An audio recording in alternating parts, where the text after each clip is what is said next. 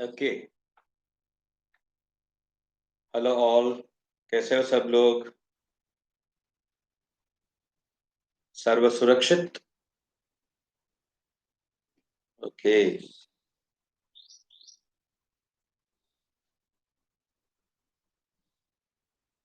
हम्म। ठीक है, चलिए। Now everything is set.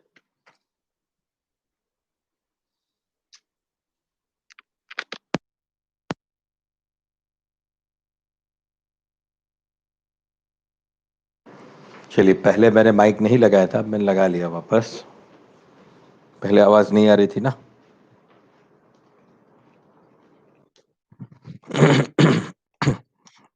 Okay, now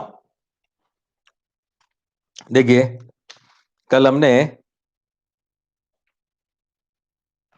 halogen derivative वाला चैप्टर जो था, उस चैप्टर में आईयूपीएसी नॉमेनक्लेचर के बारे में थोड़ा आपको इंफॉर्मेशन दिया था। मैंने आपको एक टेबल भी शेयर किया था आपके साथ, राइट? वो वाला टेबल जो है वो आपको लर्न करना है। ओके। जो जो टेबल आपको लर्न करने हैं वो टेबल मैं आपको भेजता रहूंगा, यानी वो आपको याद रखना होगा। और जिस टेबल का सिर्फ आपको डेटा याद रखना है, data in the sense flow याद रखना है, टॉप टू बॉटम इंक्रीज हो रहा है, लेफ्ट टू राइट इंक्रीज हो रहा है, डिक्रीज हो रहा है, ऐसा कुछ भी अगर होगा तो वो हम यहीं पे डिस्कस कर लेंगे। ठीक है, जो जनरल उसका टर्म होगा वो। अच्छा, चलिए, कल जो हमने आईयूपीएसी वाला आपको बताया था, या फिर आईयूपीएसी वाला जो टेबल हमने शेयर किया था, उसके साथ साथ आपको एक और क्वेश्चन पूछा जाता है। बहुत ही पॉपुलर क्वेश्चन है, और अलग अलग अलग एग्जाम्पल से कई बार ये चीज पूछी जा चुकी है। तो क्वेश्चन ये है कि ड्रॉ द 8 पॉसिबल स्ट्रक्चर्स और स्ट्रक्चरल आइसोमर्स ऑफ C5H11Br। ये C5H11Br के हमें 8 स्ट्रक्चर्स ड्रॉ करने हैं। 8 हमारे पास यहाँ पे उसके स्ट्रक्चरल आइसोमर्स जो हैं वो हमें ड्रॉ करना है। ठीक है ना? तो यहां पे ये जो है C5H11Br, इसको चेंज करके एक और कोई भी दे सकते हैं, और उसके लिए भी आपको स्ट्रक्चरल आइसोमर्स पूछे जा सकते हैं, ऑप्टिकल आइसोमर्स पूछे जा सकते हैं, है ना? यानी स्टीरियो आइसोमर्स भी पूछे जा सकते हैं। तो ये पॉसिबल है। चलिए, तो पहले काम करते हैं। C5H11Br का जो है हम स्ट्रक्चर ड्रॉ करना शुरू करते हैं। अब देखो, हमेशा मैंने जब भी स्ट्रक्चर्स ड्रॉ करने होते हैं, तब मैंने एक रूल बताया है। कभी भी आपको कहीं पे भी मॉलिक्यूलर फॉर्मूला दिखाई दे, तो पहला काम हमें करना होता है इसका डीयू फाइंड करना। डीयू का मतलब है degree of unsaturation. Degree of unsaturation ये कैसे फाइंड करते हैं? ये फाइंड करने का तरीका है 2C+2 minus H minus X plus N whole by 2, right? ये जो है ये इसका फॉर्मूला है, 2C+2 minus H minus X plus N whole by 2, right? यहां पे ये C क्या है? Number of carbon in a formula, number of hydrogen given in a formula, number of halogens and number of nitrogen atom. ठीक है? यहां पे oxygen, sulphur, phosphorus जैसे कोई भी और एटम जो है वो इन्वॉल्व नहीं है। सिर्फ हैलोजन, नाइट्रोजन, कार्बन, हाइड्रोजन को ही ध्यान में रखना है। कार्बन, हाइड्रोजन, हैलोजन, नाइट्रोजन, बस दैट्स ऑल। बाकी किसी को नहीं देखना है आपको, है ना? तो इसको बोलते हैं degree of unsaturation, otherwise DBE, double bond equivalent. Double bond equivalent, DBE भी बोलते हैं इसको, डीयू भी बोलते हैं, डीबी भी बोलते हैं। ठीक है? अच्छा, इसके लिए मुझे डीयू निकाल के बताओ। Number of carbon, number of hydrogen, number of halogen and nitrogen का वैल्यू पुट करके डीयू फाइंड करके बताओ। इसका डीयू क्या मिल रहा है मुझे? चलो चेक करो। इसका डीयू क्या आ रहा है?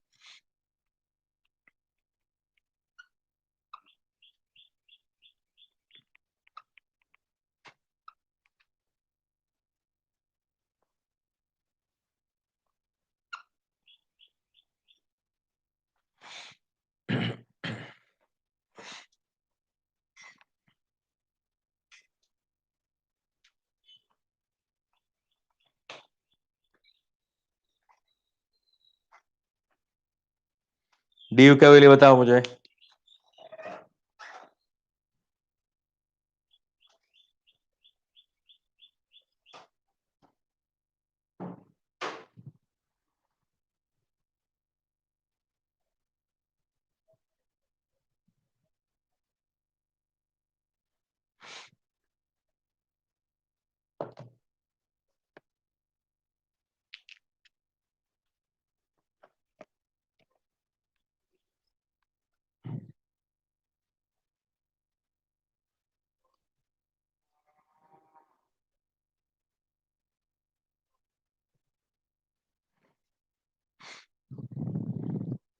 चलो, पहले आंसर आया है नीट वाली बैच से, पहले आंसर आया है। ओके, वेरी गुड, सही है। 0 0। चलो, बाद में इंजीनियरिंग ग्रुप से आंसर आया।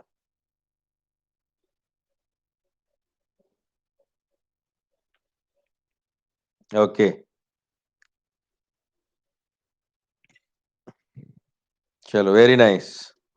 अच्छा कंपटीशन है, सब लोग सही आंसर दे रहे हो। इसका वैल्यू आ जाएगा 0। Number of carbon 5, number of hydrogen 11, number of bromine यानी हेलोजन 1, नंबर ऑफ नाइट्रोजन 0। तो ये 10 + 2 मतलब 12, 12 - 11 मतलब 1, -1 मतलब 0। तो 0/2 कितना हो जाएगा? 0 हो जाएगा। अच्छा, डी यू 0 होने का मतलब क्या है? डी यू 0 होने का मतलब है no unsaturation, no unsaturation, no ring. ठीक है, no unsaturation, no ring. Unsaturation बोले तो carbon double bond carbon, carbon triple bond carbon, carbon double bond oxygen, carbon double bond nitrogen.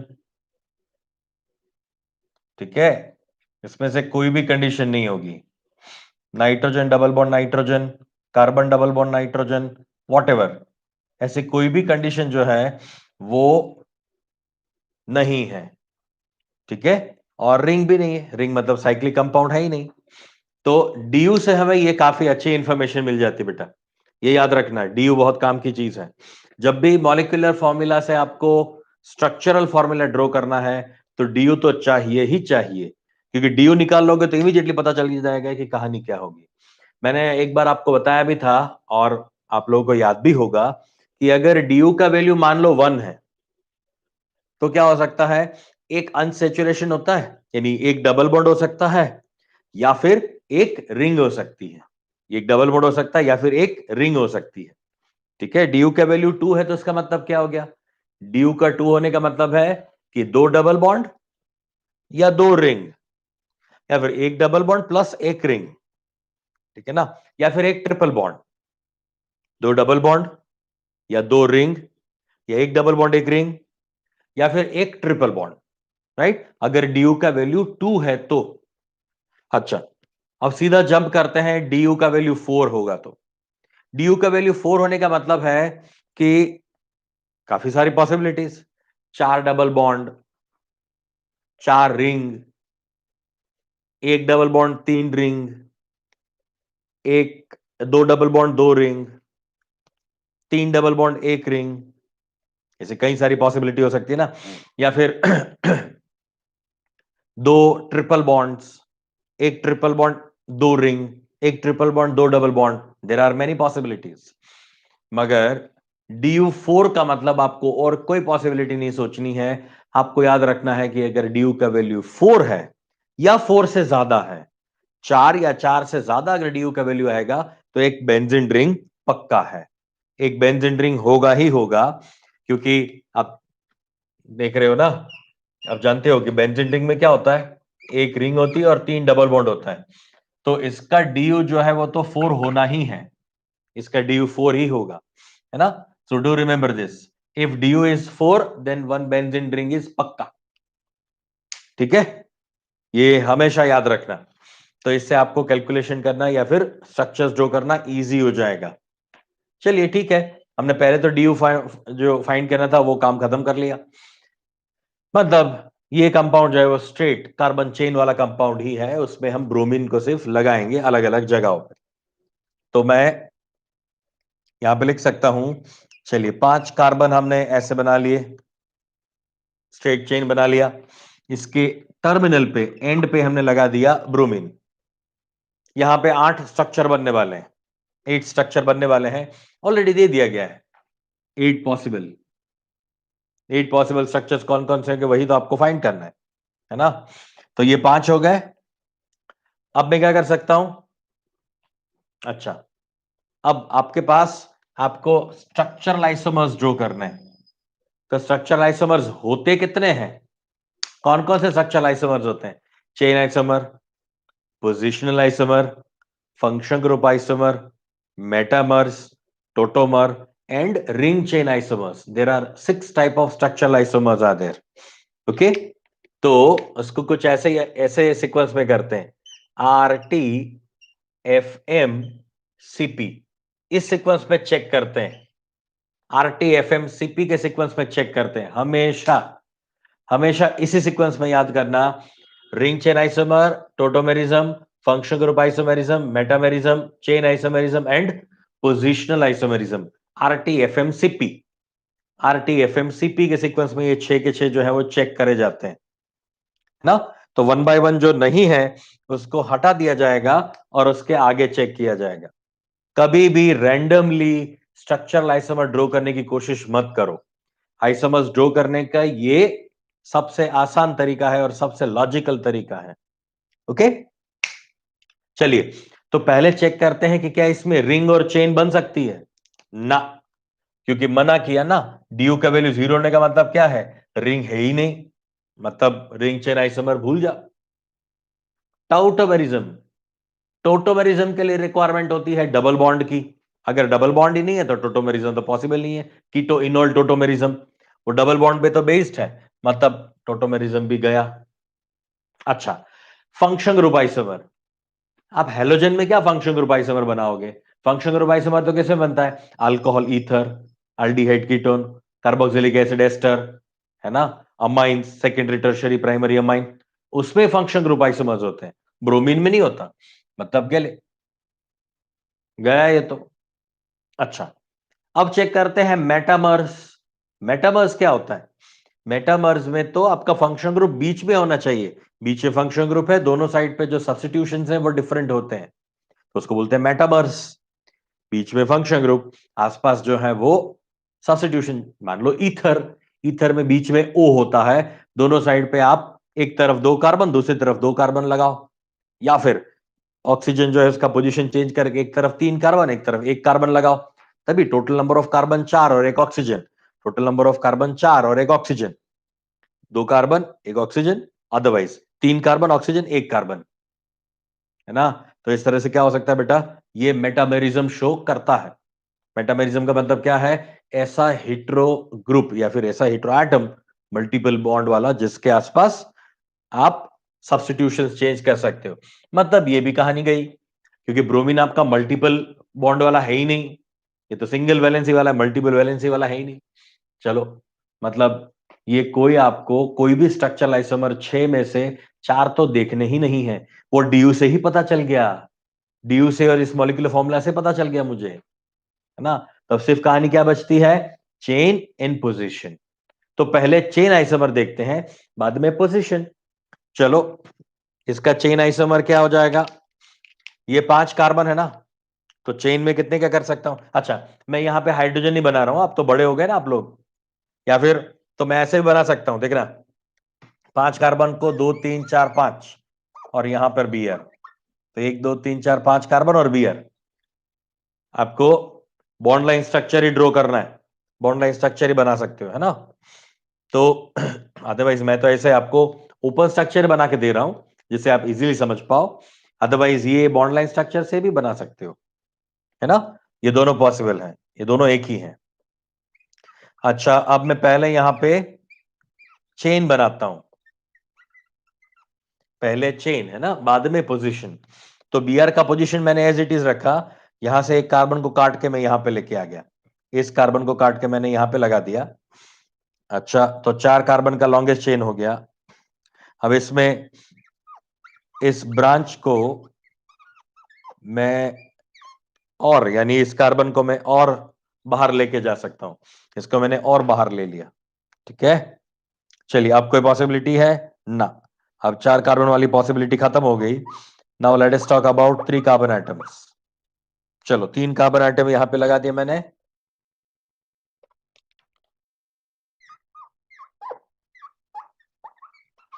तीन कार्बन एटम, एक कार्बन ऊपर एक कार्बन नीचे, total 5 carbon है। तो 5 कार्बन को मैंने कुछ इस तरह से अरेंज कर दिया, 3 कार्बन एक लाइन में, एक ऊपर एक नीचे। चलो ये पॉसिबिलिटी हो गई। तो ये 4 पॉसिबिलिटी अभी हमारे पास हो गई है ना? अब और देखते हैं, चलो अब और चेक करते हैं। अब कोई पॉसिबिलिटी है क्या चेन आइसोमर में? चेन हमने 5 से 4 का, 4 से 3 का बना लिया, दैट्स ऑल। 3 से छोटा चेन नहीं बन सकता। ओके, अब बात करते हैं पोजीशन की, यानी इस ब्रोमीन का पोजीशन हम चेंज करते हैं। 5 कार्बन, 5 कार्बन में ही ब्रोमीन का पोजीशन मैंने सेकंड पे ले लिया। अब पोजीशन में ले सकता हूं इसका कहां पे? थर्ड कार्बन पे इसका पोजीशन ले सकता हूं मैं। बीआर का पोजीशन चेंज कर दिया हमने, हमने उसको थर्ड कार्बन पे ले लिया।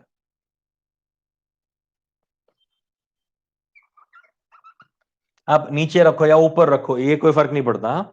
नीचे रखने से और ऊपर रखने से फर्क नहीं पड़ता। मतलब इसको ऊपर लगा दिया तो ये नया फंक्शन ग्रुप नहीं, ये नया कंपाउंड नहीं हो जाता। ठीक है, चलिए 1 2 3 4 5। ठीक है, चलो 4 कार्बन जो है इसमें आपका यहां पे है कार्बन। अब इस ब्रोमीन को यहां पे लगाओ या यहां पे लगाओ कोई फर्क नहीं है, दोनों सेम है।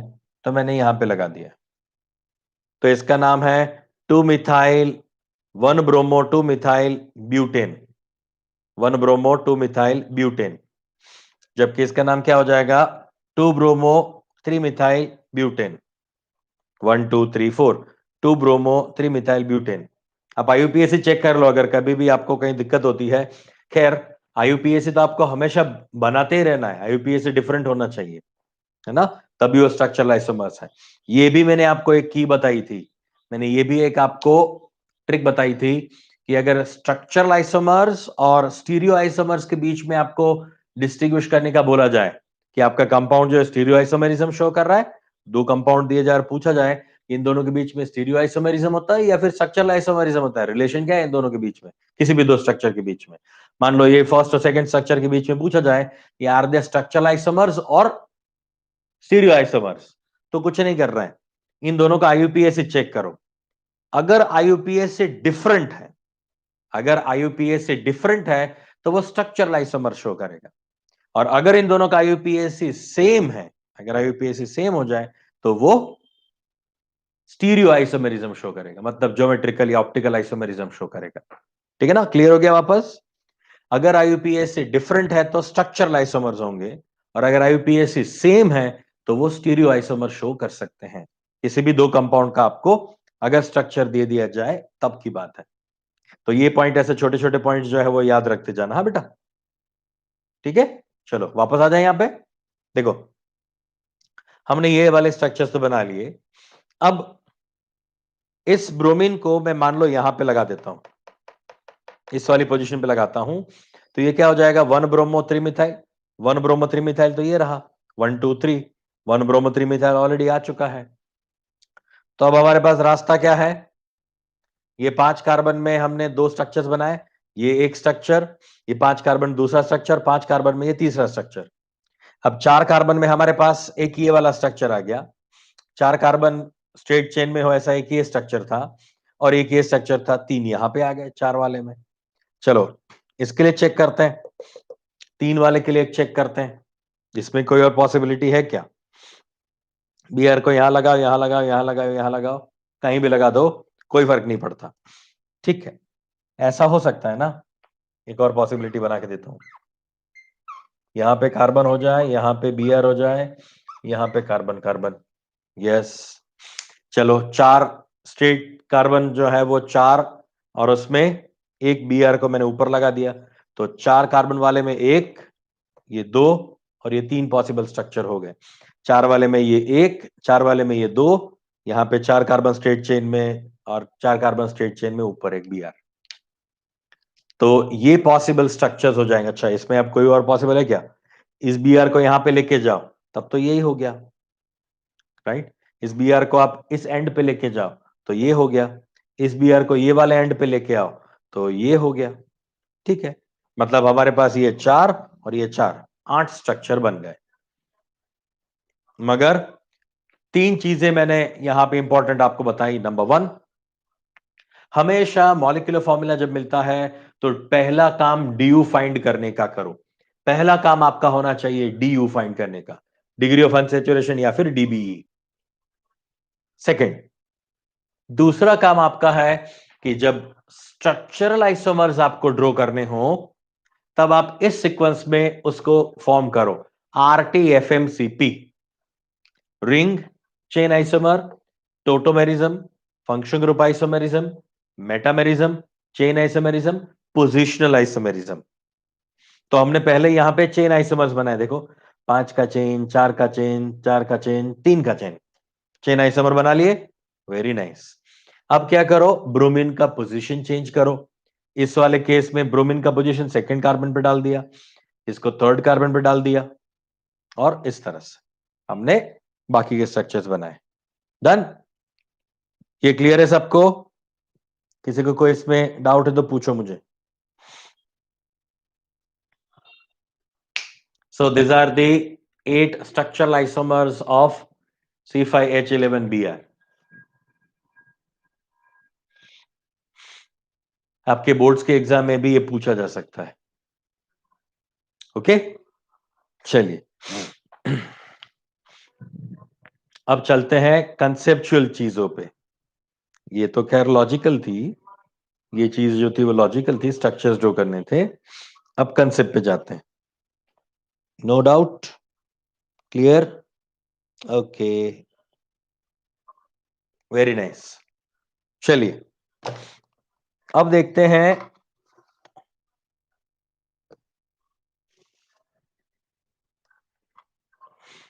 Nature of CX bond.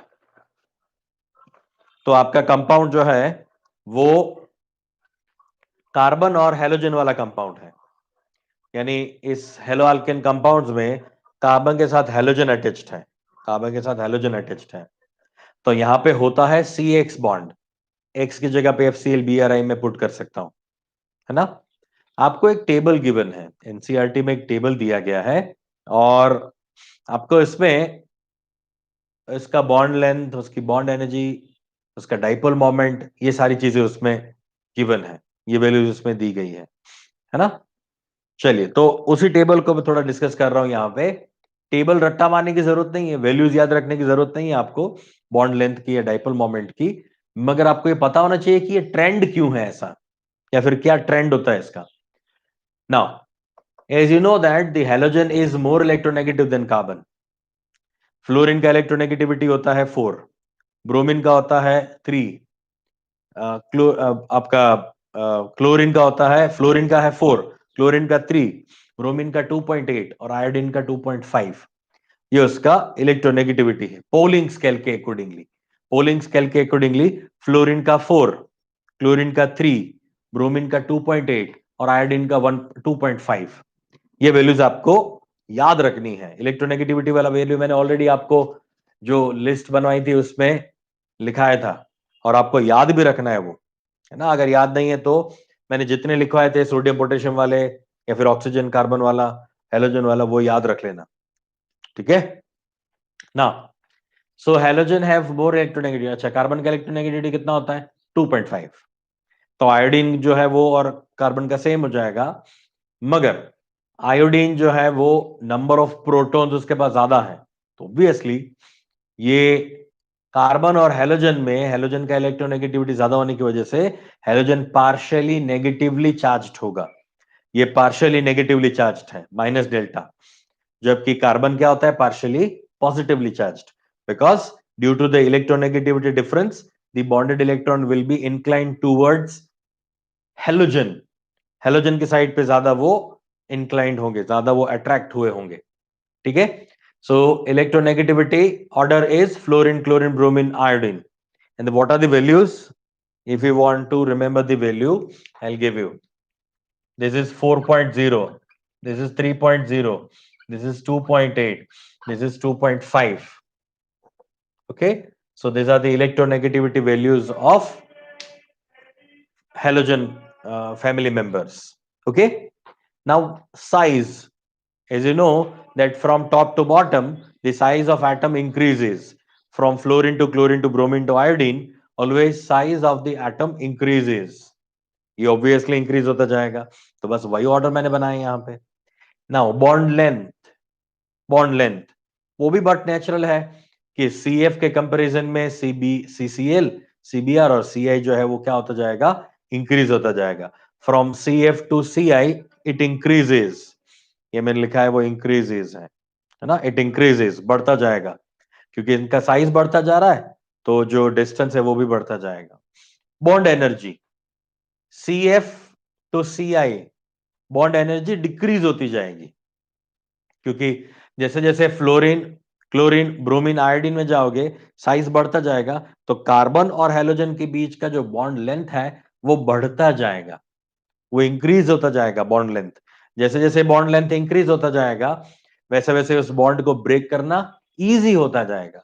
So bond length and bond energy are inversely proportional, but natural है, ये ऑब्वियस है ना। So bond energy and bond length are inversely proportional, so length increases, so energy decreases. Got it? Okay. Now let us talk about the dipole moment.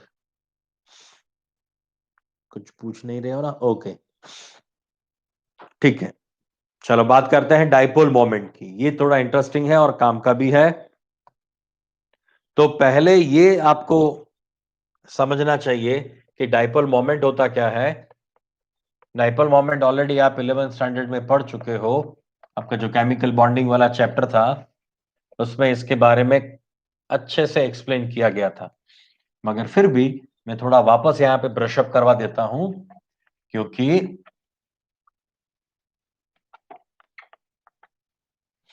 11th वाले तो काफी सारे concept जो हैं आपके इवोपरेट हो चुके होंगे या फिर उनपे धूल जम गई होगी, तो मैं ब्रशअप करके वो धूल उड़ा देता हूं।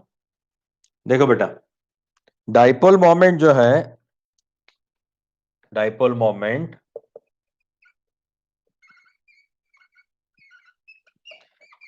म्यू से रिप्रेजेंट करते हैं। ये क्यू यानी चार्ज इनटू डिस्टेंस होता है, charge into distance, distance between two charged particles, दो चार्ज पार्टिकल के बीच का ये डिस्टेंस है ना। तो ये आपका पार्टिकल पॉजिटिवली चार्ज्ड है, ये नेगेटिवली चार्ज्ड है, इसके बीच का जो डिस्टेंस है वो है ये d। यानी सीधी सीधी अगर लैंग्वेज में, नॉर्मल लैंग्वेज में बात करूं तो ये और कुछ नहीं है, ये बॉन्ड लेंथ है, ये और कुछ नहीं है, ये बॉन्ड लेंथ की बात कर रहे हैं, है ना। तो ये बॉन्ड लेंथ ही है। ओके, नाउ अब हम डाइपोल मोमेंट जो है उसकी वैल्यूज पे थोड़ा नजर डालते हैं, उनकी वैल्यूज क्या होती है वो चेक करते हैं।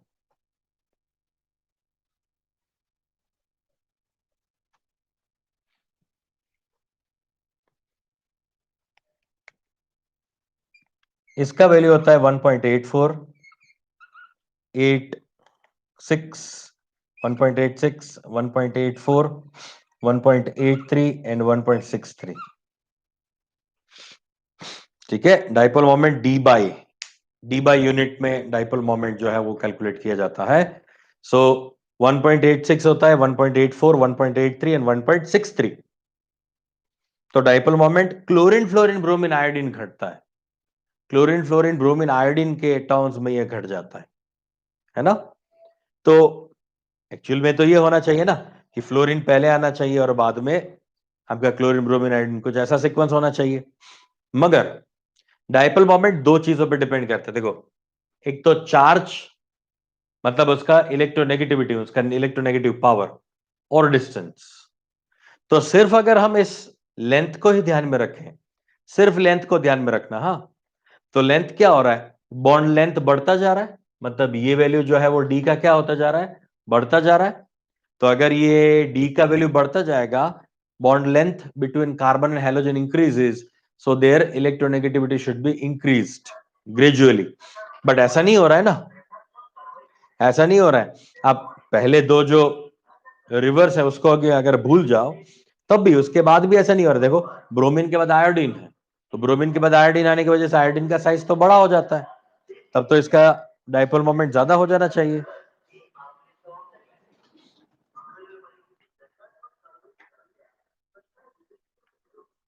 और गटी का पॉइंट, तो यहां पे साइज इंक्रीज हो जाने की वजह से तो डाइपोल मोमेंट इंक्रीज होना चाहिए, डिक्रीज क्यों हो रहा है? तो यहां पे लेंथ के साथ साथ एक और फैक्टर भी काम करता है, जो कि है चार्ज, अदरवाइज इलेक्ट्रोनेगेटिविटी। इलेक्ट्रोनेगेटिविटी वाला जो है वो भी यहां पे काम करता है। अच्छा, तो अगर आप इलेक्ट्रोनेगेटिविटी बोल रहे हो तो इलेक्ट्रोनेगेटिविटी तो ये रहा, इलेक्ट्रोनेगेटिविटी में भी फ्लोरीन ज्यादा है, then chlorine, then bromine, then iodine. मतलब फ्लोरीन का मैक्सिमम होना चाहिए, उसके बाद क्लोरीन, ब्रोमीन, आयोडीन, तो ऐसा हो जाना चाहिए था, मगर वो भी नहीं हुआ। हाँ, लास्ट वाले में फॉलो हो रहा है, इलेक्ट्रोनेगेटिविटी डिक्रीज हो रही है तो ये डाइपोल मोमेंट डिक्रीज हो रहा है, मगर फ्लोरीन क्लोरीन में ये कहानी जो है वो उल्टा पुल्टा हो जाती है। अब समझो यहां पे रीजन क्या है, फ्लोरीन क्लोरीन में ये उल्टा क्यों हो जाता है। तो आप देख सकते हो कि आर एफ जो है, आर एफ में क्या है, इलेक्ट्रोनेगेटिविटी जो है वो हाई है, मगर जो बॉन्ड लेंथ है, बॉन्ड लेंथ जो है वो कम है। और आर सी एल वाले केस में क्या है, इलेक्ट्रोनेगेटिविटी कम है, मगर इसका बॉन्ड लेंथ जो है वो हाई है समझ में? यहां पे इलेक्ट्रोनेगेटिविटी हाई है तो बॉन्ड लेंथ छोटा हो जाता है, यहां पे इलेक्ट्रोनेगेटिविटी कम है इसके कंपैरिजन में, यानी फ्लोरीन के कंपैरिजन में, तो इसका बॉन्ड लेंथ हाई है। अब इन दोनों की फाइट में, इन दोनों की फाइट में जो बॉन्ड लेंथ वाला पार्ट है वो जीत जाता है। बॉन्ड लेंथ में डिफरेंस जो है वो हमें ज्यादा मिल रहा है, बॉन्ड लेंथ का डिफरेंस ज्यादा मिल रहा है as compare to their electronegativity difference. Electronegativity difference कितना है, 0.5, ओनली 0.5 का डिफरेंस है। अब मैं आपको इसका बॉन्ड लेंथ बताता हूं, बॉन्ड लेंथ का वैल्यू हमारे पास गिवन है 139 एंड 178। ये होता है 139, ये 139 है, ये 178 है। तो आप देखो इलेक्ट्रोनेगेटिविटी डिफरेंस कितना है बेटा, 0.5 का, जबकि यहां पे ये डिफरेंस कितना है, ये 78 है, वो 38 है, 50 यूनिट का डिफरेंस, ऑलमोस्ट 49 यूनिट्स मान सकते हो ना, 49 50 यूनिट्स का डिफरेंस है। मतलब ये वाला मल्टीपल में वैल्यू बहुत ज्यादा डिफरेंस वाला है। तो ये जो है बॉन्ड लेंथ बढ़ने की वजह से आरसीएल, आरसीएल का जो डाइपोल मोमेंट होता है वो इंक्रीज हो जाता है, वो इंक्रीज हो जाता है थोड़ा सा, है ना, यानी 2 यूनिट जितना ये इंक्रीज हो गया। ये इसका एग्जैक्ट वैल्यू निकाला जाए तो ये 1.847 जितना होता है, ये 1.60 है ये 47 जितना होता है, यानी 50 जितना होता है। तो ये आपका डिफरेंस जो है वो 0.010 का डिफरेंस आएगा। इज इट ओके बेटा, ये क्लियर है इतना, right? So dipole moment of R C L is larger, is greater as compare to R F. ये क्वेश्चन अच्छा क्वेश्चन है। अब तक डायरेक्ट क्वेश्चन जैसा होने की वजह से इसको पूछा नहीं जाता है जनरली कॉम्पिटिटिव एग्जाम्स में, मगर अब रीजन के साथ पूछ सकते हैं। तो रीजन आपको पता होना चाहिए कि रीजन में क्या है, आरएफ के लिए इलेक्ट्रोनेगेटिविटी ज्यादा, बॉन्ड लेंथ कम, यहां पे इलेक्ट्रोनेगेटिविटी कम मगर बॉन्ड लेंथ ज्यादा। अब इसमें डोमिनेट कर जाता है बॉन्ड लेंथ, क्यों? क्योंकि उसका डिफरेंस ज्यादा दिख रहा है, ऑलमोस्ट 50 यूनिट जितना मिल रहा है, जबकि यहां तो सिर्फ 0.5 यूनिट्स ही है, यानी 0.5 यूनिट जितना ही ये होता है। ठीक है ना, ये क्लियर है? डाइपोल मोमेंट वाला कंसेप्ट क्लियर हो गया सबको? याद रख लो, ये कंसेप्चुअल चीज है, बहुत ही मस्त, सिर्फ आपको नेचर ऑफ CX बॉन्ड में ही ये सारी इंफॉर्मेशन मिल सकती है, electronegativity, size, bond length, bond energy and dipole moment, right. अच्छा सा कंसेप्ट है ये। चलिए फटाफट से इसमें बताइए बेटा, कोई क्वेरी है, कोई डाउट है तो मुझे पूछ लो। नीट बैच और जेई बैच दोनों।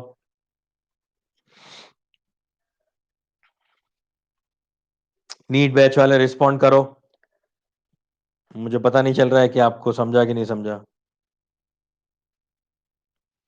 Sir all time bound length या डोमिनेंट्स होगा ना? नहीं ऐसा नहीं है, ऐसा भी नहीं है। क्यों नहीं है पता है? देखो यहां पे नहीं हो रहा है, यहां पे बॉन्ड लेंथ डोमिनेट नहीं कर रहा है। ये इसलिए डोमिनेट नहीं कर रहा है क्योंकि यहां पे इलेक्ट्रोनेगेटिविटी या फिर इसका जो बॉन्ड लेंथ भले ही बढ़ गया, बॉन्ड लेंथ के मामले में ये ज्यादा बढ़ जाता है। अच्छा बॉन्ड लेंथ के मामले में कितना होता है? 93 एंड 214, ये होता है 193 और ये 214, इतना डिफरेंस आ गया। अब तो इसका मतलब आयोडीन का जो डाइपोल मोमेंट है वो ज्यादा हो जाना चाहिए ना। मगर एक चीज और भी है ना, ये चार्ज वाला पार्ट भी काम करता है।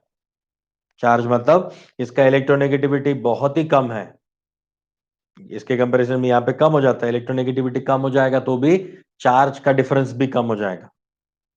तो सिर्फ इलेक्ट्रोनेगेटिविटी, सिर्फ बॉन्ड लेंथ, इन दोनों से डिसाइड मत करो। आप ये चार्ज वाला पार्ट भी ले लो। चार्ज का मतलब क्या है पता है? वो इलेक्ट्रॉन का जो 1.6 10 पावर माइनस 19 कूलम वाला होता है ना, उसको बोलते हैं चार्ज।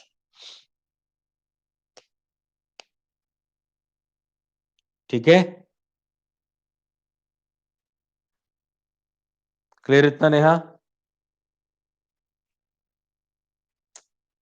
तो ये एक्चुअली डाइपोल मोमेंट जो है ना वो एक्सपेरिमेंटल वैल्यू है, वो एक्सपेरिमेंटल वैल्यू होती है। इसको डायरेक्टली ऐसे ही थियोरेटिकली हम फाइंड नहीं कर सकते। और फैक्टर भी काम करते हैं, जैसे कि आप पोलर सॉल्वेंट ले रहे हो, नॉन पोलर सॉल्वेंट ले रहे हो, तो ये चीजें जो है वो है तो पोलर दिख रहा है ना, मगर इसकी पोलैरिटी इतनी ज्यादा नहीं है कि वो पोलर सॉल्वेंट में डिसोल्व हो जाए। आपका कोई भी मिथाइल क्लोराइड, इथाइल क्लोराइड, ये पानी में सॉल्युबल नहीं होता, वो ऑर्गेनिक कंपाउंड में सॉल्युबल होता है क्योंकि उसका पोलैरिटी बहुत ही कम है। दिखता है पॉजिटिव और negative, partially partially positive negative दिखता है, मगर इतना ज्यादा पोलर नहीं होता कि वो पोलर सॉल्वेंट में डिसोल्व हो जाए। ये स्टिल नॉन पोलर सॉल्वेंट में ही डिसोल्व होता है ना। तो ये फैक्टर भी काम करता है। मगर ये वाला जस्टिफिकेशन मैंने ऐसे इसलिए आपको दे दिया कि इस केस में क्लोरीन जो है वो उसका साइज जो है डोमिनेट कर जाता है। बाकी सब में इसका इलेक्ट्रोनेगेटिविटी कम होते होते वो भी कम होता जाएगा। अगर इलेक्ट्रोनेगेटिविटी कम हो जाएगा तो धीरे धीरे उसका डाइपोल मोमेंट भी कम हो जाएगा, राइट। तो ये चीज दिमाग में रखना। आर जो है वो कोई अल्काइल ग्रुप है बेटा, ये कोई भी अल्काइल ग्रुप है। आर का मतलब होता है अल्काइल ग्रुप। अल्काइल ग्रुप बोले तो CH3, CH2CH3, या फिर आइसोप्रोपाइल, या फिर कोई ऐसा ग्रुप, ऐसा कोई भी हो सकता है बच्चे। आर की जगह पे methyl, ethyl, propyl, butyl, isopropyl, isopentyl, isobutyl, whatever, ऐसा कोई भी फंक्शन ग्रुप होता है तो उसको हम आर की कैटेगरी में डाल देते हैं, दैट इज आर। और अगर बेंजीन रिंग होती है तो उसको जनरली लिखते हैं ए आर। ए आर मतलब बेंजीन रिंग, ए आर मतलब बेंजीन रिंग, और आर मतलब कोई भी अल्काइल ग्रुप। ठीक है ना, क्लियर?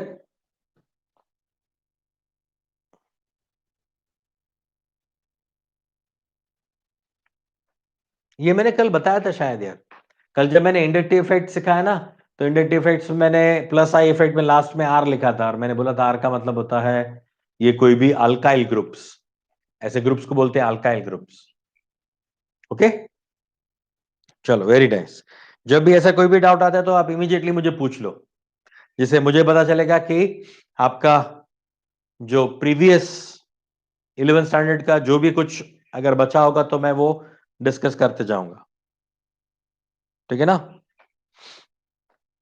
क्लियर है ना। चलिए अब इसको मिटा देते हैं, हटा देते हैं इसको।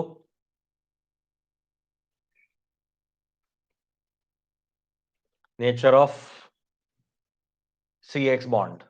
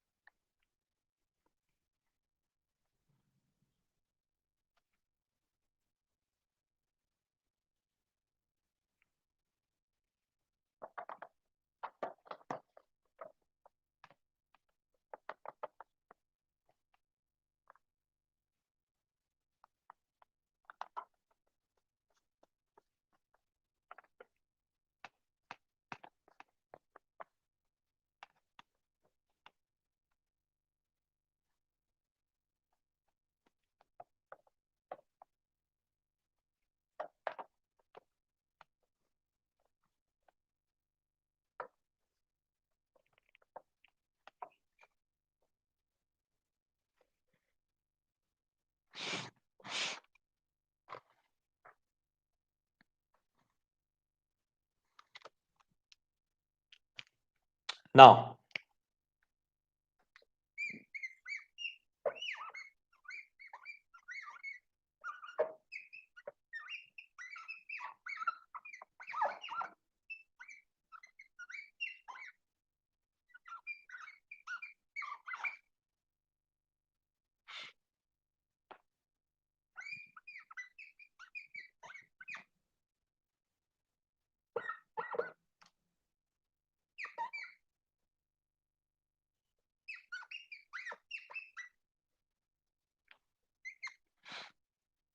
GMP, general methods of preparation of HDA। HDA मतलब हेलोजन डेरिवेटिव्स। तो शॉर्ट फॉर्म में जब हम जनरल मेथड्स ऑफ प्रिपरेशन लिखेंगे तो GMP लिख देंगे अब से, GMP of halogen derivatives of alkane and arenes. तो HDA जो है उसका हमने कैसे बनाने का मेथड है वो देखना है अभी, यानी general methods of preparation of HDA। Okay, तो यहां पे हम लिख देते हैं फ्रॉम। अब कहां कहां से बनाएंगे हम ये, फ्रॉम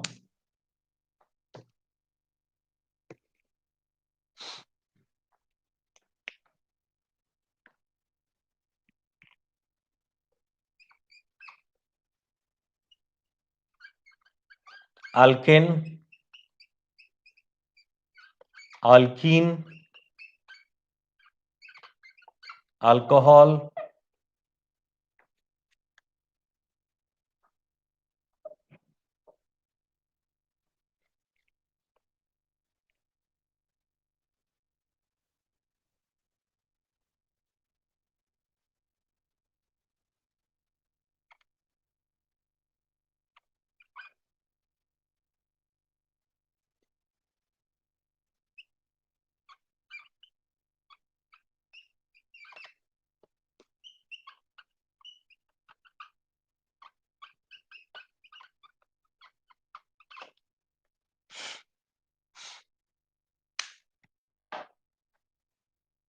अल्केन से बनाएंगे, अल्कीन से बनाएंगे, अल्कोहल से बनाएंगे, EAS मतलब इलेक्ट्रोफिलिक एरोमेटिक सब्स्टिट्यूशन, मतलब बेंजीन रिंग।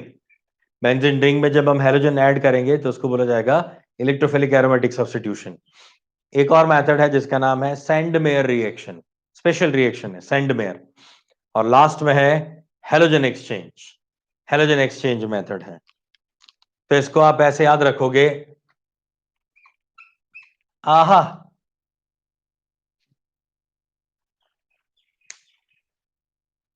ये तो आ ईसा है, आईसा, आ ईसा हा, यानी ऐसे याद रखो, आहा, आह से आहा तक मूव का है ना, आह से आहा तक।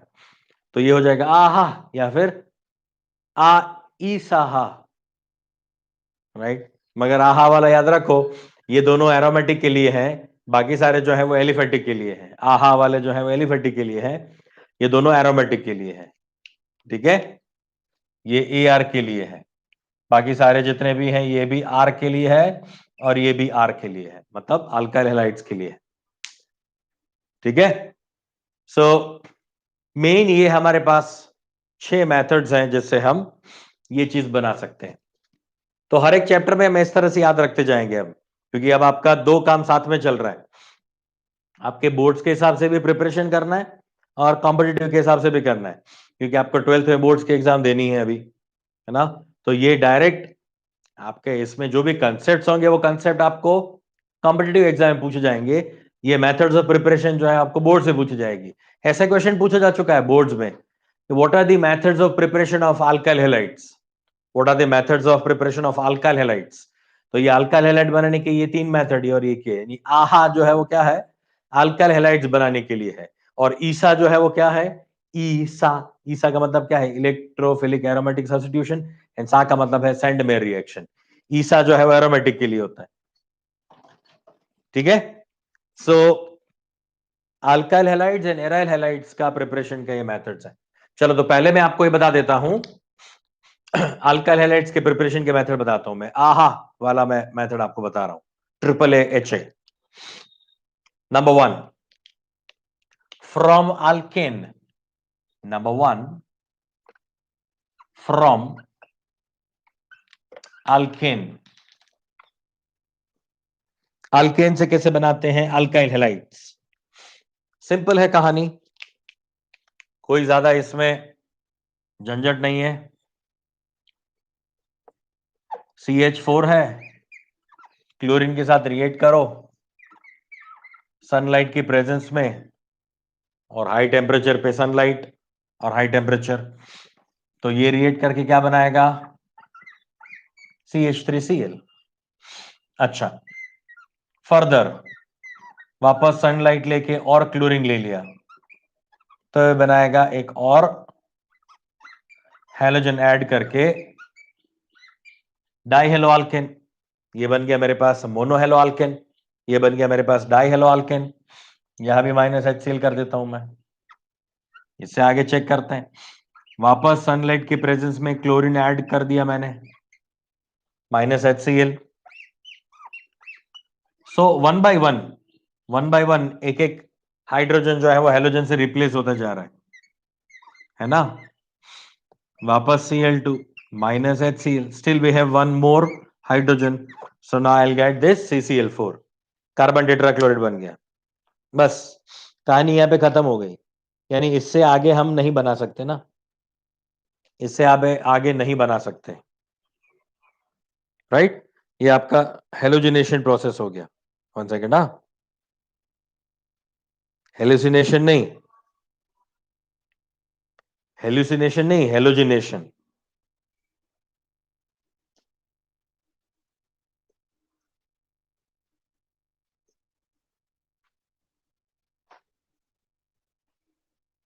ठीक है, ओके। तो अल्केन से बनाने का ये मेथड है। अब इस मेथड में देखो, क्लोरीन 1 बार, 2 बार, 3 बार, 4 बार क्लोरीन यूज हुआ, मतलब ये क्लोरीन ज्यादा यूज हो रहा है ना, मतलब हमने ये क्लोरीन क्या लिया होगा, एक्सेस, एक्सेस लिया होगा। और ये हमारा मीथेन क्या होगा, मीथेन होगा आपका LR, लिमिटिंग रिएजेंट। ये एक्सेस है और ये लिमिटिंग रिएजेंट है। मीथेन तो एक ही लिया मैंने, और उसके साथ क्लोरीन 4 बार लिए, और इसमें से 1 बाय 1 हाइड्रोजन रिप्लेस करता गया। तो जब मीथेन LR है मतलब मीथेन जो है लिमिटिंग रिएजेंट है या फिर कम अमाउंट में है, और ये एक्सेस होता है, तो हमें एंड तक हेलोजिनेशन मिल जाता है, जितने भी हाइड्रोजन होते हैं सारे हाइड्रोजन 1 बाय 1 रिमूव होते जाएंगे। अगर मान लो यहां पे मीथेन की जगह पे इथेन होता तो लिमिटिंग रिएजेंट, अगर हमने यहां पे इथेन लिया होता तो, अगर ये इथेन होता तो हमें क्या मिलता यहां पे, लास्ट में मिलता मुझे 2 कार्बन के साथ 6 हेलोजन, 2 कार्बन के साथ 6 हेलोजन, क्योंकि इथेन में क्या होता है, 2 कार्बन के साथ 6 हाइड्रोजन होते हैं ना, तो all the 6 hydrogen will be replaced by the chlorine और ब्रोमीन और iodine, whatever it is, okay, so will get hexa hello alkane, ऐसा कंपाउंड बन जाता। ठीक है, ये तो फर्स्ट केस हो गया। चलो सेकंड केस चेक करते हैं। Let's suppose if I have this methyl chloride, sorry methane and chlorine, sunlight की प्रेजेंस में रिएक्शन, गर्म करते हैं इसको। अगर मैंने इस मीथेन को ले लिया एक्सेस में, ये एक्सेस में ले लिया, और क्लोरीन हमने कर दिया लिमिटिंग रिएजेंट, क्लोरीन हमारा लिमिटिंग रिएजेंट है, तो अब क्या होगा? अब यहां पे से वही होगा, मिथाइल क्लोराइड ही बनेगा, मगर यहां पे सिर्फ मिथाइल क्लोराइड ही बनता, वो एंड तक चला जाता है। तो ये आपका जो है वो मेजर प्रोडक्ट नहीं होगा, मगर ये मेजर प्रोडक्ट हो जाएगा। ठीक है, ये मेजर प्रोडक्ट है। मैं यहां पे ऐसा नहीं बोल सकता कि ये माइनर प्रोडक्ट है, मगर मेजर तो नहीं है।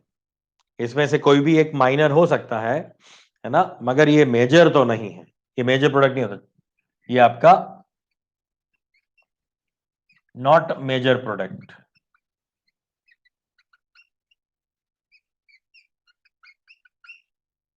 तो हमेशा जो मेजर प्रोडक्ट नहीं होता वो माइनर ही होता है, ऐसा नहीं होता, वो इंटरमीडिएट भी हो सकता है, कुछ बीच वाला कुछ प्रोडक्ट भी बन सकता है ना।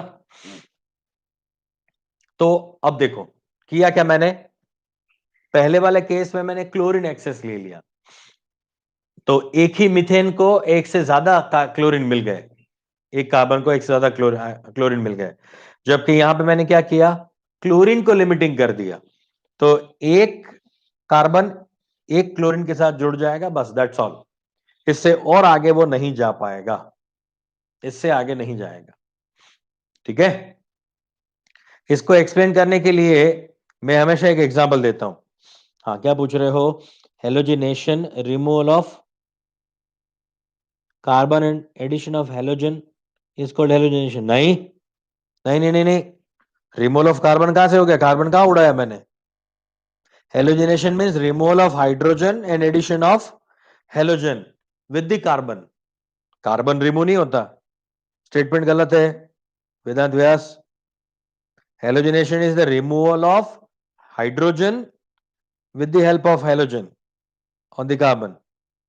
फर्स्ट वाले में मेजर प्रोडक्ट कौन सा होगा? CCl4। इसमें मेजर प्रोडक्ट CCl4 होगा, क्योंकि इन तीनों में सबसे ज्यादा स्टेबल ये है। ये वॉलेटाइल होता है, ये वॉलेटाइल होता है, ये वॉलेटाइल होता है, जबकि ये लिक्विड होता है, नॉन वॉलेटाइल होता है। तो ये क्या हो जाता है? मेजर प्रोडक्ट आपका CCl4 बन जाता है ना। इन तीन, इन चारों में CCl4 मेजर है। ठीक है, चलिए अब एक बात समझो। हाँ चलो, कीर्ति का क्वेश्चन था इसमें मेजर प्रोडक्ट कौन सा है, तो ये मेजर प्रोडक्ट है। Okay, CCl4 is major. अच्छा, मैं बात ये कर रहा था कि हाँ, इसके लिए मैं एक एग्जांपल देता हूं हमेशा। आप ऐसा मान के चलो, आप ऐसा मान के चलो, ये क्लासरूम है, उस क्लासरूम में 100 स्टूडेंट्स हैं। एक क्लासरूम है, उसमें 100 स्टूडेंट्स बैठे हुए हैं, और मैं उन सबके लिए आइसक्रीम लेके आता हूं। ठीक है, सबके लिए आइसक्रीम, या फिर सबके लिए मैं डेयरी मिल्क लेके आ रहा हूं, डेयरी मिल्क सिल्क, है ना, वो बड़ा वाला नहीं आता इतना बड़ा सा, वो डेयरी मिल्क सिल्क मैं लेके आ रहा हूं खूब सारी। अब 100 स्टूडेंट्स हैं, और मेरे पास जो डेयरी मिल्क है, वो डेयरी मिल्क का अमाउंट है 400। 400 डेयरी मिल्क लेके आया, डेयरी मिल्क सिल्क में 400 लेके आया। स्टूडेंट जो थे वो 100 थे, बाकी स्टूडेंट्स आए ही नहीं, वो डेयरी मिल्क मुझे सबको देनी है, तो 100 स्टूडेंट हैं।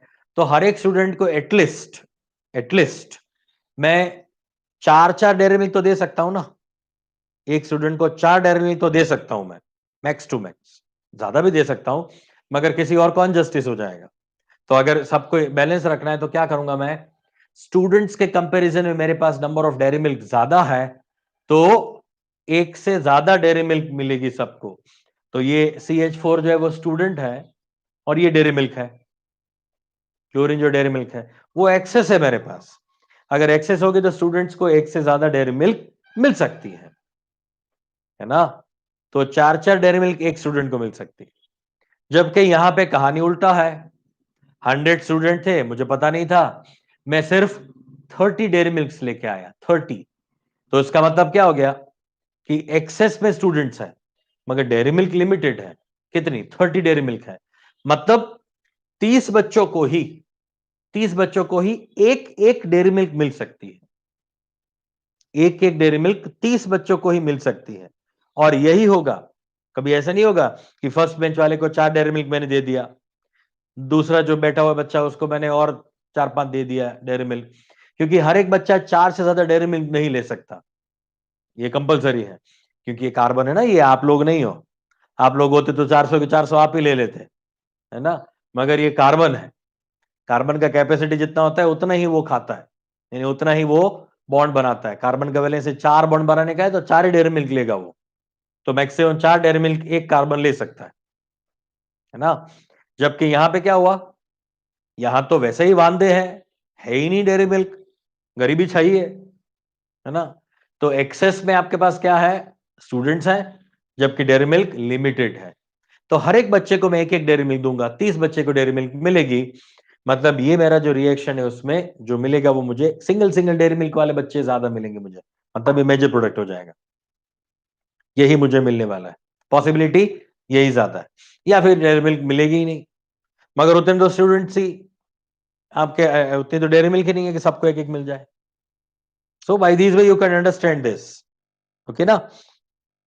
ओके।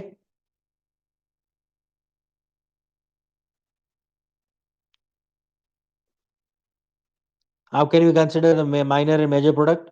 ओके, चलो बताते हैं। हाँ, श्रेया, श्रेया की डेयरी मिल्क पेंडिंग कहां से है?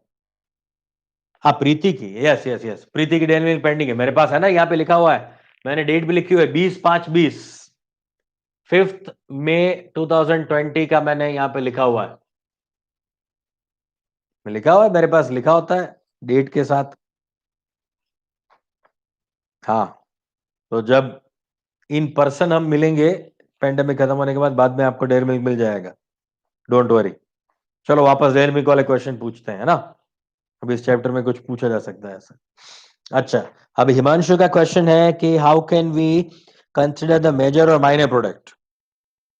अच्छा, देखो, मेजर और माइनर प्रोडक्ट डिसाइड करने के लिए आपको दो चीजें पता होनी चाहिए। नंबर वन, आप जो रिएक्शन कर रहे हो, ये रिएक्शन जो है वो कौन सी मेथड से हो रहा है। क्या वो फ्री रेडिकल रिएक्शन है, क्या वो आयनिक मैकेनिज्म से चलता है, ये आपको पता होना चाहिए, ठीक है। टाइप ऑफ रिएक्शन पता होना चाहिए। और दूसरा, इस पूरे रिएक्शन में जो इंटरमीडिएट बनता है, जो इंटरमीडिएट बनेगा वो इंटरमीडिएट आपका स्टेबल है या नहीं। तो उसके अकॉर्डिंगली मैं बता सकता हूं कि आपका कौन सा मेजर और कौन सा माइनर प्रोडक्ट होगा।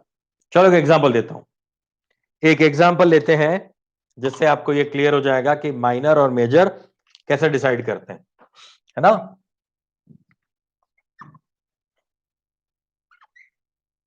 Okay, now let's say if I have this compound, मेरे पास प्रोपेन है और प्रोपेन का रिएक्शन में सनलाइट की प्रेजेंस में कर रहा हूं क्लोरीन के साथ, तो मुझे यहां पे दो प्रोडक्ट मिल सकती है। चलो ये मैं ले रहा हूं यहां पे लिमिटिंग रिएजेंट, ये एलआर ले रहा हूं, तो मुझे यहां पे दो प्रोडक्ट मिल सकती है। एक तो 1 क्लोरो और दूसरा प्रोडक्ट मुझे मिल सकता है 2 क्लोरोप्रोपेन, ठीक है। ये वाला हाइड्रोजन रिप्लेस होकर क्लोरीन आ सकता है, या फिर दूसरी पॉसिबिलिटी है कि बीच वाला हाइड्रोजन रिप्लेस होकर वहां पे क्लोरीन आ जाए। कोई बोलेगा तीसरी पॉसिबिलिटी है सर, इसको भी निकाल दो, यहां पे क्लोरीन लगाओ, तो ये और ये तो सेम ही हो गया ना। यहां पे क्लोरीन लगा हुआ है, यहां पे क्लोरीन लगाओ, दोनों सेम ही तो है, की फर्क पैंदा, कुछ फर्क नहीं पड़ता ना। आया समझ में? तो मुझे सिर्फ दो पॉसिबिलिटी यहां पे मिल सकती है, 1 क्लोरोप्रोपेन और 2 क्लोरोप्रोपेन। अब मुझे डिसाइड करना है कि कौन सा मेजर कौन सा माइनर। तो आप जानते हो कि मैंने अभी दो चीजें बताई। एक, आपको पता होना चाहिए कि आपका रिएक्शन जो है वो कौन से टाइप का है, क्या ये फ्री रेडिकल रिएक्शन है या फिर ये आयोनिक रिएक्शन है। अरे दो ही हो सकते हैं यार, या तो फ्री रेडिकल हो सकता है या फिर आयोनिक हो सकता है, दुनिया में इससे ज्यादा है ही नहीं, भूल जाओ बाकी सब कहानी। दो में से कौन सा है वो डिसाइड करना है, और वो डिसाइड होने के बाद ये चेक करना है कि इंटरमीडिएट जो बनता है, जो यहां पे इस रिएक्शन में इंटरमीडिएट बनेगा, वो कौन सा स्टेबल होगा। अच्छा, अब तो आपको कैसे पता चले कि फ्री रेडिकल रिएक्शन है या आयनिक रिएक्शन है। तो मैंने आपको इसके लिए भी ट्रिक बता दी थी। मैंने बताया था कि अगर HLEP हो, हेल्पर अगर है, HELPR, HELPR अगर है, तो रिएक्शन आपका क्या हो जाएगा, free radical, free radical reaction. H का मतलब है हीट, E का मतलब है इलेक्ट्रिक करंट, L का मतलब है लाइट, P का मतलब है पेरोक्साइड, R का मतलब है रेडिकल, है ना। याद आया ना, ये मैंने ट्रिक बताई थी, 11th में बताई थी और 12th में भी जब मैंने पॉलीमर चैप्टर पढ़ाया ना, तब मैंने बताया था आपको ये बेटा। हेल्पर याद रखो, हीट, इलेक्ट्रिसिटी, लाइट, पेरोक्साइड या फिर रेडिकल। अगर कहीं भी आपको ये दिखाई दे, अगर कहीं पे भी आपको ये दिखाई दे, तो वो हमेशा फ्री रेडिकल रिएक्शन होगा, वो हमेशा फ्री रेडिकल रिएक्शन शो करेगा। Is it okay. और होमोलाइटिक फिजन होगा, फ्री रेडिकल में हमेशा होमोलाइटिक रिएक्शन होता है। अगर इस हेल्पर को छोड़ के बाकी कोई भी कंडीशन है, इस हेल्पर को छोड़ के कोई भी कंडीशन अगर है बाकी, तो सारे केस किसके लिए होते हैं, आयनिक रिएक्शन के लिए होते हैं। बाकी सारे केस जो है वो आयनिक रिएक्शन के लिए है। ठीक है, तो यहां पे मुझे दिख रहा है सनलाइट, ये रहा ना, एच न्यू मतलब सनलाइट, सनलाइट है तो ये फ्री रेडिकल रिएक्शन करेगा। तो इसका पहले इंटरमीडिएट क्या बनेगा, तो दो इंटरमीडिएट बन सकते हैं, CH3CH2CH डॉट, यहां से एक H फ्री रेडिकल निकल गया, प्लस दूसरा बन सकता है CH3CH3 यहां पे डॉट। तो एक पॉसिबिलिटी यहां से H निकले या फिर यहां से H निकले। ठीक है, तो ये दोनों पॉसिबिलिटीज हैं। तो आप मुझे बताओ इन दोनों में से कौन सा फ्री रेडिकल स्टेबल है, प्राइमरी फ्री रेडिकल ज्यादा स्टेबल होता है या सेकेंडरी। ये इंटरमीडिएट में कौन सा इंटरमीडिएट ज्यादा स्टेबल होता है, सेकेंडरी या primary. Obviously secondary free radical is more stable. जैसे कि सेकेंडरी कार्बोकटायन ज्यादा स्टेबल होता है, कटायन की तरह ही फ्री रेडिकल भी ज्यादा स्टेबल होता है। ये वापस बेसिक चीजें हैं, 11th स्टैंडर्ड का जो बेसिक है, stability of intermediate, inductive effect, resonance, hyperconjugation, जो पहले मैंने बताया, वहां से आता है ये। तो मुझे पता है कि इसके बगल वाले कार्बन पे कितने हाइड्रोजन है, दो, मतलब दो ही हाइपर कंजुगेशन है, फ्री रेडिकल में हाइपर कंजुगेशन अप्लाई होता है। इसके बगल वाले कार्बन पे कितने हाइड्रोजन है, छह, छह हाइड्रोजन, मतलब सेकेंडरी फ्री रेडिकल ज्यादा हाइपर कंजुगेशन शो करता है, ज्यादा स्टेबल है ये, स्टेबल, अदरवाइज लिख देता हूं more stable. More is the stable intermediate, major will be the product.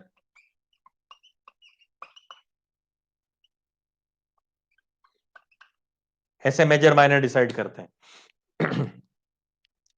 यहां से बन गया, इससे बन गया ये वाला और इससे बन गया ये वाला, तो ये मोर स्टेबल है, ये लेस स्टेबल है।